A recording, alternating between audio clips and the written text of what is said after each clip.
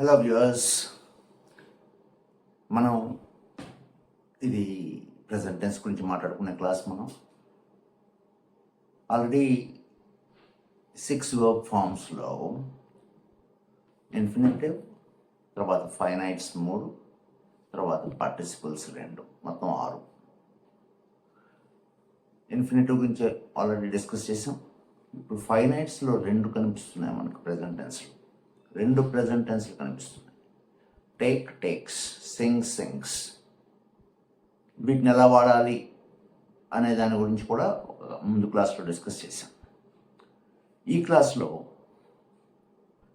ఈ present టెన్స్కి negatives ఎలాగా, interrogative ఎలాగా, అంటే ప్రజెంట్ టెన్స్ వర్బ్ని నెగటివ్ చేయటం ఎలాగా, అలాగే ఒక ప్రశ్న కింద మార్చడం ఎలాగా అనే దాని గురించి మనం ఈ క్లాస్లో చర్చించుకుంటాం. ఇంట్రెస్టింగ్గా ఉంటుంది, చాలా ఇంపార్టెంట్ క్లాస్ ఇది. జాగ్రత్తగా ఫాలో అవ్వండి. All the best. Happy learning. Welcome back. Infinitive ఒక సింగ్ అనే వర్బ్ని తీసుకున్నాం. Okay, present tense sing, again present tense sings, sang, sung, singing. Okay, మనం ఇప్పుడు ఈ రెండింటి గురించి చూస్తున్నాం. ప్రజెంట్ టెన్స్ గురించి తెలుసుకోబోతున్నాం మరి కాస్త వివరంగా. ఇది ఆల్రెడీ మనకు తెలుసు. రేపు పాడతాడు అతను, రేపు పాడతాడు అన్నాం అనుకోండి. రేపు కాబట్టి టుమారో, దట్ ఈస్ ఫ్యూచర్ గురించి మాట్లాడుతున్నాం. He will sing tomorrow, he will sing tomorrow. కానీ అతను సాధారణంగా ఎప్పుడు పాడుతాడు, ఎప్పుడు పాడతాడు, ప్రతి ఆదివారం పాడతాడు అన్నాం అనుకున్నాం. ప్రతి రోజు పాడతాడన్నాం, ప్రతిరోజు పాడతాడు. అప్పుడు ఏమవుతుంది? హీ విల్ సింగ్ ఇక పనికిరాదు. ఇది sings everyday, he sings everyday. అంటే ఈ ప్రజెంట్ టెన్స్ ఫార్మ్స్ ని మనం దేనికి ఉపయోగిస్తున్నాం? అనునిత్యం జరిగే పనులు లేదా ఒక అలవాటుగా చేసే పనులు, అనునిత్యం జరిగే పనులు, అలవాటుగా చేసే పనులు. అలవాటుగా ప్రతి వారం గుడికి వెళ్తాం, ప్రతి శుక్రవారం, శనివారము, ఆదివారము గుడికి వెళ్తాం. ఇది ఒక అలవాటు అనుకుందాం. అలా కాకుండా అనునిత్యం చేస్తాం. మనం ఏం చేస్తాం? ప్రతిరోజు చేసే పని ఏంటి? మనం we eat everyday. He eats everyday. Eat అనేది బహువచనం, ఈట్స్ అనేది ఏకవచనం. ఓకేనా? సరే, ఇక్కడ మళ్ళీ కాస్త ముందుకు వెళ్దాం, ఇటు వెళ్దాం. విల్ సింగ్ అన్నాం అనుకోండి, దానికి నెగటివ్ ఏంటి? ఆల్రెడీ వర్బ్ స్ప్లిట్ అయి ఉంది, అంటే రెండుగా ఉంది. రెండుగా ఉన్నప్పుడు దాని మధ్యలో నాట్ పెడితే సరిపోతుంది. అవునా కదా? అని తెలుసుకున్నాం మనం ఆల్రెడీ. విల్ సింగ్ కి negative will not Singh. He will sing, negative వచ్చి హీ విల్ నాట్ సింగ్. మరి ఇది క్వశ్చన్ ఏమవుతుంది? క్వశ్చన్ అంటే ఈ రెండు వెర్బుల మధ్యలో సబ్జెక్ట్ ని పెట్టడం. విల్ హీ సింగ్, క్వశ్చన్ అయిపోయింది. ఇది తేలిక, ఇది తేలిక, మనకి అర్థం చేసుకోవటం కూడా తేలిక. కానీ సమస్య ఎక్కడ వస్తుందంటే మనకి, ఇదిగో ఎక్కడ వస్తుందండి. He sings, 1 second, let me change the color.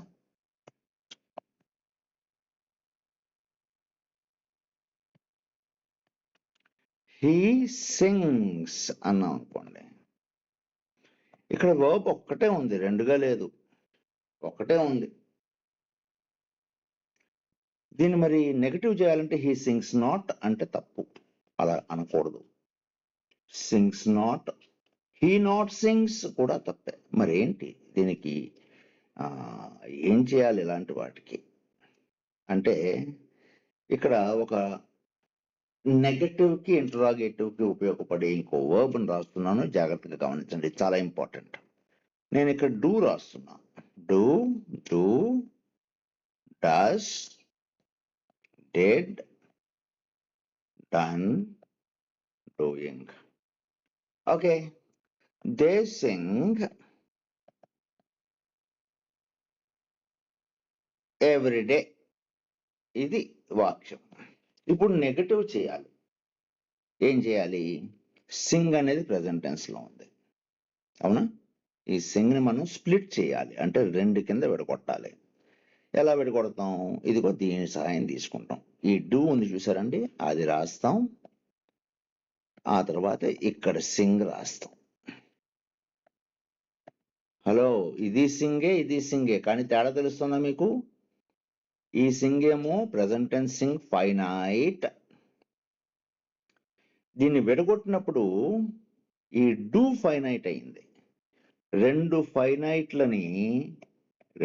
Finite forms ని పక్క పక్కన రాయకూడదు, గుర్తుపెట్టుకోండి. ఎట్టి పరిస్థితిలో రాయటం కుదరదు.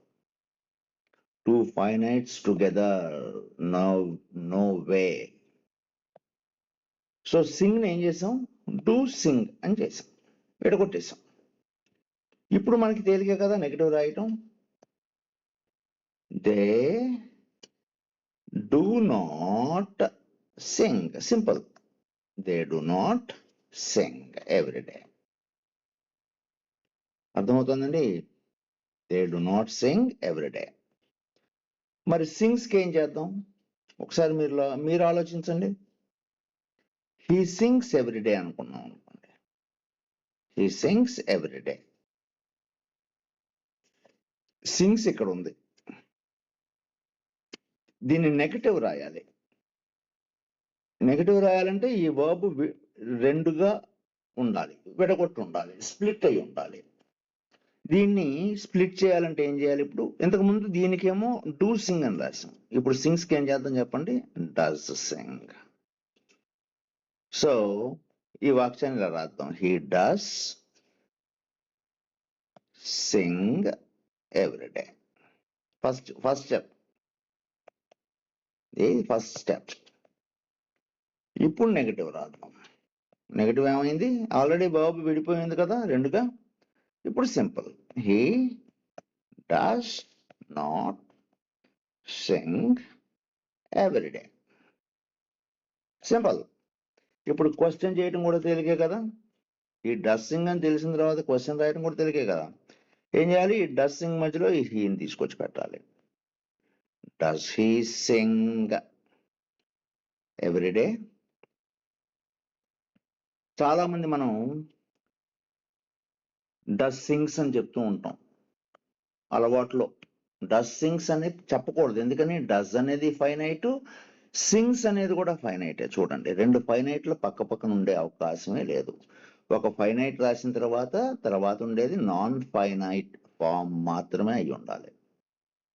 ఏ ఫామ్ అయి ఉండాలి? Non finite form. ఓకే, ఇప్పుడు ఒక వాక్యం రాస్తాను, దాన్ని వేరే వర్బులు వాడదాం. ఓకే, వేరే వర్బులు వాడి నెగటివ్స్, ఇంటరాగేటివ్స్ రాద్దాం. The boy plays well.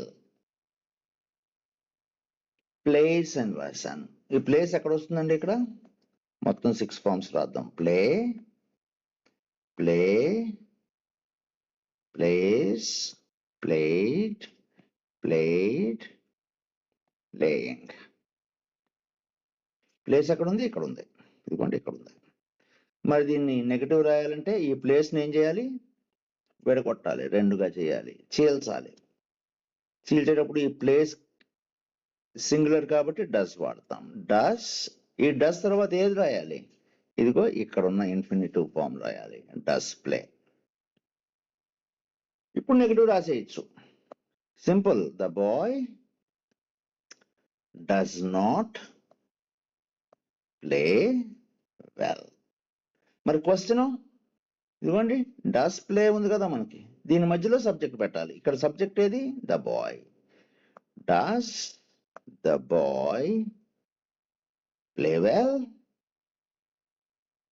Question. Yes, the boy plays well. No, the boy does not play well. Answers. అర్థమైంది అనుకుంటున్నాను. ఇప్పుడు మనం ఒక 4-5 ప్రాక్టీస్ చేద్దాం.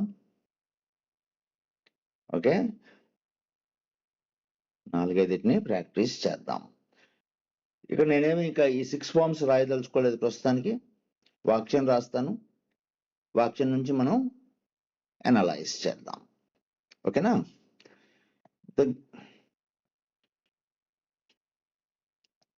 The student studies well. Verb ఏది? స్టడీస్. దీని 6 ఫార్మ్స్ తెలుసు కదా మీకు. Study, study, studies, studied, studied, studying. So ఇక్కడ ఉంది స్టడీస్. దీన్ని నెగటివ్ చేయాలంటే దీన్ని ఏం చేయాలి? విడగొట్టాలి రెండుగా. దేంతో విడగొడతాం స్టడీస్ ని? ఇక్కడ ఉన్నదాన్ని do, do, does, did, done, doing. దేంతో విడగొడతాం? ఇగో డస్ తో విడగొడతాం. స్టడీస్ ఏమవుతుంది? డస్. తర్వాత ఏ ఫామ్ రాయాలి? స్టడీస్ ది ఇన్ఫినిటివ్ ఫామ్ రాయాలి. స్టడీ. అయిపోయింది, నెగటివ్ అయిపోయింది. The student does not, the student does not study well. ఇప్పుడు ఇంటరాగేటివ్ చేయాలి. ఆల్రెడీ ఈ స్టడీస్ ని మనం రెండు కింద విడగొట్టేసాం, డస్ స్టడీ అని. ఈ తర్వాత స్టెప్ ఏంటి? ఇంటరాగేటివ్ లో దీని మధ్యలో ఈ సబ్జెక్ట్ ని పెట్టడమే. Does the student study well? Does the student study well? Answer is yes అన్నాం అనుకోండి, కంప్లీట్ చేద్దాం. Yes, the student studies well. No అన్నాం అనుకోండి, దీనికి answer no, the student does not study well. Okay, logic అర్థమైందా? Logic అర్థమైందని అనుకుంటున్నాను నేను. ఇదే లాజిక్ ని బేస్ చేసుకుని నేను ఇంతవరకు టచ్ అయింది ఒకదాన్ని అడుగుతాను, మీరు ఏమన్నా దాన్ని చేయగలరేమో చూద్దామా? ఓకే, దీన్ని ఇప్పుడు నెక్స్ట్ వర్బ్ ఏంటంటే write. Write, writes, wrote, written,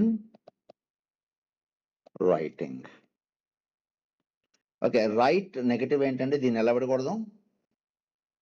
do forms రాసి విడకూడదాం. Do, does, did, done, doing. Write ని మనం స్ప్లిట్ చేయాలంటే ఏం చేయాలి? Do write. గుర్తుపెట్టుకోండి, ఈ రైట్ ఏ రైట్ అండి? Infinitive write. ఓకే, ఇప్పుడు రైట్స్ ని విడగొట్టాలంటే డస్ రైట్. గుర్తుపెట్టుకోండి, ఈ రైట్ ఏ రైట్ అండి? Infinitive write. మనం ఇంతవరకు డిస్కస్ చేయాలి రోట్ గురించి. ఈ లాజిక్ ఉపయోగించి రోట్ ని ఎలా రాద్దాం చెప్పండి? దీని కింద ఏముంది? పాస్ట్ టెన్స్ లో డూకి డెడ్ ఉంది. డెడ్. డిడ్ తర్వాత ఏం రాయాలి? డిడ్ రోట్ అని రాద్దామా? డిడ్ రోట్ అని రాస్తే ఏంటి సమస్య? Did do finite, wrote finite. రెండు ఫైనైట్లు పక్క పక్కన ఉండకూడదు. సో ఈ డిడ్ తర్వాత ఏముండాలి? ఇన్ఫినిటివ్ ఫామ్ ఉండాలి. Infinitive form right. రోట్ కాస్త ఏమైంది? డిడ్ రైట్ అయింది. ఇప్పుడు డూ రైట్ కి నెగిటివ్ ఏంటి? Do not write. Does write కి నెగిటివ్ ఏంటి? Does not write. Did write కి నెగిటివ్ ఏంటి? Did not write. సింపుల్, చాలా సింపుల్. లాజిక్ పట్టుకుంటే చాలా తేలిక. నేను అసలు ఒక వాక్యం చెప్తాం. నేను ఎప్పుడు స్వీట్స్ తింటానండి, ప్రతిరోజు స్వీట్స్ తింటాను అంటే ఏమని చెప్తాం? I eat sweets everyday. నేను అసలు స్వీట్లు తినండి ప్రతిరోజు. I do not eat sweets everyday. మిమ్మల్ని మీరు ప్రశ్నించుకోండి, నేను రోజు స్వీట్లు తింటానా? Do I eat sweets everyday? Okay. So మీకు తెలిసినటువంటి, మీరు చేయాల్సింది ఏంటంటే, మీకు తెలిసినటువంటి, మీకు చేయాలి అనిపించినటువంటి ఏదో ఒక 2-3 వర్బ్స్ని తీసుకుని దాన్ని ఇలాగా నెగటివ్స్ ఎలా రాయాలనేది చేసి చిన్న ఎక్సర్సైజ్ లాగా కమెంట్స్లో పెట్టండి, మీకు హెల్ప్ఫుల్గా ఉంటుంది. Okay, I hope you understood it. All the best. Happy learning.